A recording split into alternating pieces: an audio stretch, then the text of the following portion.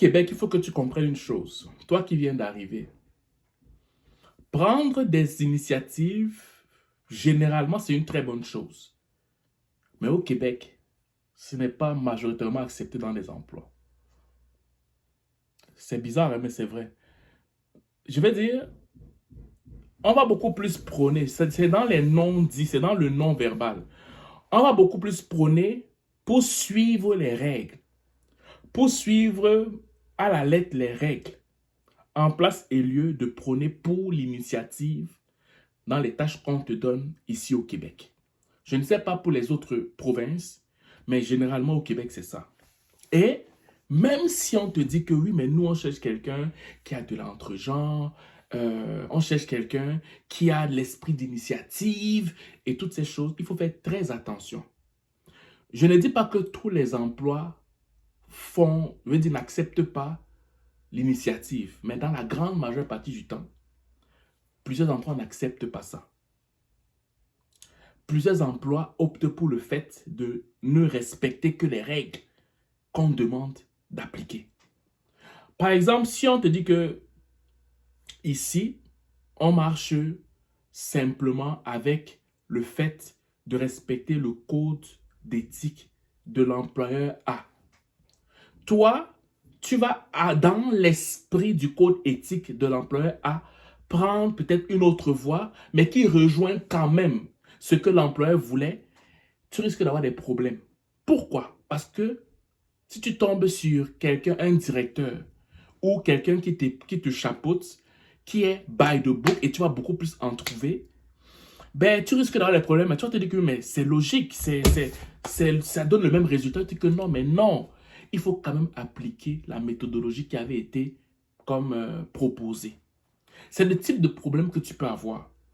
Donc, ça veut dire quoi? Ça veut dire que quand tu veux employer une initiative, quand tu veux mettre en avant une idée, quand tu veux mettre en avant une initiative, il faut toujours avoir l'approbation de celui qui te chapeaute. Ne prends jamais, écoute-moi, au grand jamais, l'initiative en te disant que ça va faire, c'est le même résultat ici au Canada sans pourtant passer par celui qui te chapeaute. Et je vais même encore aller plus loin. Il y a beaucoup de gens qui vont te chapeauter au Canada, mais qui vont être jaloux de tes résultats. Pourquoi? Parce que la personne miroitait qu'elle travaillait dans son domaine où tu es présentement. Et son supérieur avait l'impression qu'elle travaillait parce la personne a développé une expertise de miroitage de travail. Mais toi, quand tu arrives, tu vois ton supérieur, tu te rends compte qu'en fait, il donne l'impression de travailler.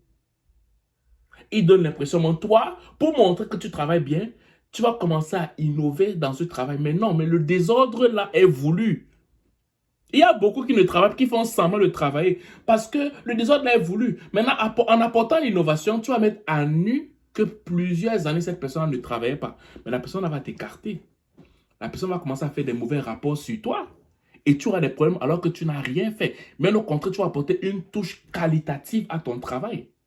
Mais ça n'arrange pas tout le monde. Ça veut dire que même la suggestion de l'innovation sur la tâche qui t'est donnée là, ce n'est pas à tout le monde. Ce n'est même pas à ton chef hiérarchique forcément que tu vas devoir montrer. Des fois même, tu vas voir qu'on peut faire plus, mais des fois, tu vas devoir te taire en fonction du comportement de celui qui te chapeaute.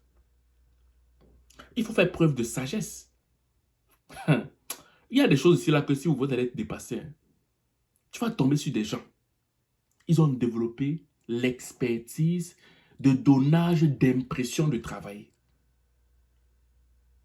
Mais c'est ton boss. Tu ne peux pas le contredire. Parce que si tu le contredis, il va te dire oui, oui, oui, c'est très bien, bravo. Mais quand tu vas tourner le dos, il va dire attends un peu. Il se prend pour qui? Alors qu'il sait que ce que tu fais est bon. Il se prend pour qui? Il veut montrer qu'il connaît le travail plus que qui? Il va tout faire, il va te mettre des pots de banane et tout ça. Pots de banane, pots de banane, pots de banane. Pap, on va trouver que c'est toi le problème. Tac, on te renvoie. Tac, ton idée, il applique et il va dire que ça vient de lui. Ce n'est pas seulement en Afrique qu'on voit ça. On voit ça aussi beaucoup ici au Québec. Donc, quand tu as des idées d'innovation, jauge très bien à qui exposer ces idées-là. Ou, dans la grande majeure partie des cas, tais-toi et fais simplement ce que la déontologie de ton emploi te demande de faire. Suis les règles. OK? Mais moi, je te souhaite fortement de tomber sur un employeur qui accepte l'innovation, qui accepte, je vois d'autres voies, hormis ce qui avait toujours été fait. Si tu tombes sur ce genre d'employeur, tu bénis Dieu pour ça. Mais malheureusement, dans la grande majeure partie du temps, tu vas tomber sur des gens qui sont là, pas parce qu'ils ont fait l'école universitaire comme toi, pas parce qu'ils ont fait une formation professionnelle comme toi, pas parce qu'ils ont fait un DEC comme toi, pas parce qu'ils ont fait un AEC comme toi, mais parce qu'ils ont, à force de pratiquer, avant qu'on ne normalise cette profession-là, je veux dire qu'on sanctionne cette profession par un diplôme, eux, c'est l'expérience d'avant, qui en fait en sorte qu'ils sont juste là.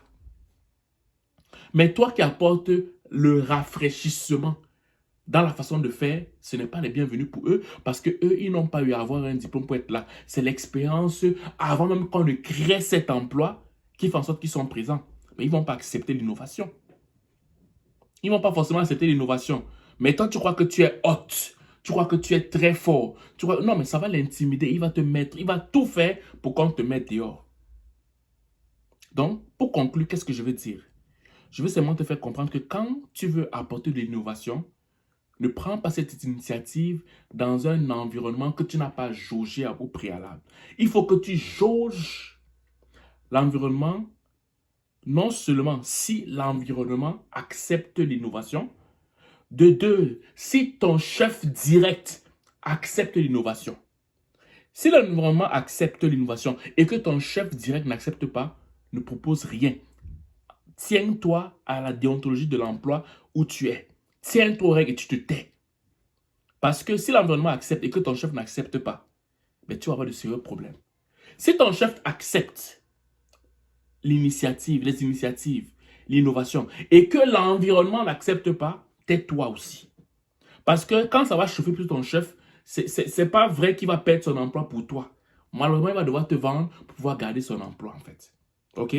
Mais par contre, si non seulement l'environnement accepte l'innovation et que ton chef aussi accepte l'innovation, tu peux te déployer, tu te mets à ton aise et ça va apporter un plus à l'entreprise dans laquelle tu travailles en fait. Voilà. J'espère que cette vidéo va te challenger et que tu vas appliquer ce qui t'a été dit. Sur ce, je te souhaite de passer une excellente journée ou une excellente soirée dépendamment du lot où tu m'écoutes. Ciao.